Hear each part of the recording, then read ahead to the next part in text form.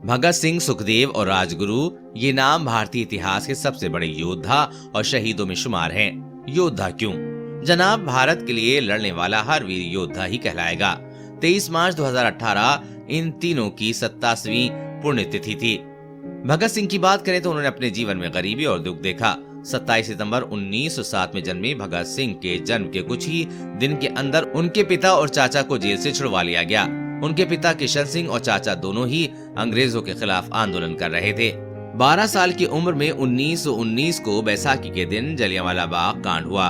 उस समय मौत का सरकारी आंकड़ा 379 था, लेकिन गैर सरकारी आंकड़ों की माने तो कम से कम 1000 लोगों की मौत हुई थी। भगत सिंह ने वो मंजर देखा था। जलियांवाला बाग में भगत सिंह इस घटना के कुछ घंटे बाद ही गए थे। उसके बाद से ही भगत सिंह के मन में अंग्रेजी सरकार के खिलाफ नफरत की भावना बढ़ गई थी। 1928 में साइमन गो बैक यानी कि साइमन वापस जाओ का नारा देकर लाला लाजपत राय ने साइमन कमीशन के खिलाफ रैली निकाली। उस समय लाठीचार्ज में लाला लाजपत राय बुरी तरह जख्मी हो गए और उनकी मृत्यु हो गई।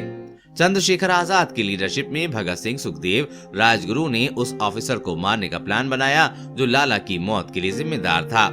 राजगुरु ने गोली चलाई, लेकिन गलत इंसान की मौत हो गई। इसके बाद ये लोग छुप गए। भारत का असहयोग आंदोलन तेज हुआ और इनकलाब जिंदाबाद का नारा बुलंद हुआ। अपनी आवाज और बुलंद करने के लिए 8 अप्रैल 1929 को सेंट्रल लेजिस्लेटिव असेंबली में उन लोगों ने बम फेंका। बम में कम बारूद इस्तेमाल किया गया था ताकि किसी की मौत न हो। बम फेंकने के बाद ट्रायल के दौरान भगत सिंह और बीके दत्त अपनी बात पर डटे रहे। भगत सिंह को अंग्रेजी सरकार के खिलाफ साजिश और एक अफसर की मौत की साजिश करने का दोषी पाया गया और उन्हें फांसी की सजा सुनाई गई। क्या हुआ था आखिरी 12 घंटे में? भगत सिंह, सुखदेव और राजगुरु की फांसी पहले 24 मार्च को होनी थी और बाद में फांसी की तारीख बदलकर 23 मार्च कर दी गई। उनकी मौत के पहले सभी कैदियों को उनके बैरक में भेज दिया गया। शाम 7 बजे फांसी का समय निर्धारित किया गया। भगत सिंह ने जेल के मुस्लिम सफाई कर्मचारी बेबे से कहा था कि वो फांसी से पहले उनके लिए अपने घर से खाना लेकर आए, लेकिन बेबे जेल तक पहुंच ही नहीं पाया और उससे पहले ही भगत सिंह को फांसी दे दी गई।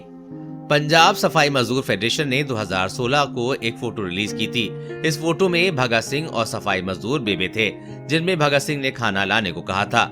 चित्र में भगत सिंह को फांसी से पहले बैरक की सफाई करने वाली सफाई सेविका बेबे के साथ हाथ में रोटी खाने की इच्छा प्रकट करते दिखाया गया है।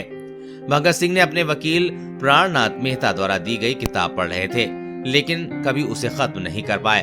भगत सिंह के लिए मेहता जी रिवोल्यूशनरी लेनिन लेकर आए थे। इस किताब को भगत सिंह कितना पढ़ पाए ये तो नहीं कहा जा सकता, लेकिन यकीनन वो इस किताब को खत्म करना चाहते थे। भगत सिंह लेनिन से काफी प्रेरित थे। उनका मानना था कि भारत को सिर्फ आजादी दिलाना ही नहीं बल्कि मानव को हर तरह के अभिशाप जैसे धर्म, बेरोजगारी, भूख से मुक्ति दिलाना ही उनका मकसद था। मार्क्सवाद के आइकन लेनिन ने वर्किंग क्लास और बाकी दबी कुचली जातियों के उद्धार का पीड़ा उठाया था। अगर देखा जाए तो भगत सिंह अपने आप में भारत के लेनिन थे। R.K. कौशिक के द्वारा लिखे गए आर्टिकल आफ्टर हैंगिंग रिवॉर्ड्स में एक और जानकारी दी गई। भगत सिंह ने मरने से पहले 4 आर्टिकल लिखे थे जो उनके वकील प्राणनाथ मेहता ने चोरी से जेल से बाहर निकाले थे।